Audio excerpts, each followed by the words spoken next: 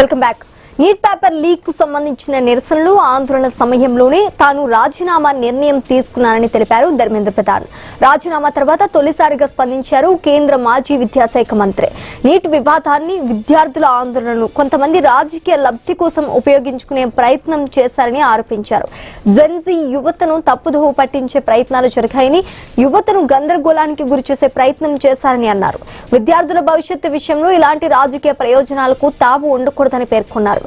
తనకు పదవి కంటే విద్యార్థులు, యువత భవిష్యత్తే ముఖ్యమని స్పష్టం చేశారు.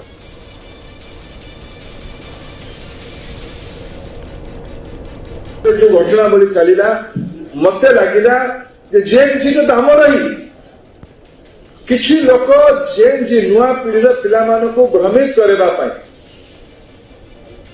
କରିବା ପାଇଁ ଚେଷ୍ଟା କଲେ, କିନ୍ତୁ ମୋର କୌଣସି ବ୍ୟକ୍ତିଗତ ପ୍ରତିଷ୍ଠା ନଥିଲା ସେତେବେଳେ।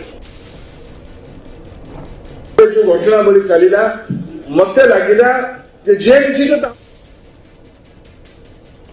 రాజమండ్రి మెడికో ప్రియాంక యాక్సిడెంట్ కేసులో కీలక పరిణామం చోటు చేసుకుంది. నేడు హైదరాబాద్ నుంచి రాజమండ్రికి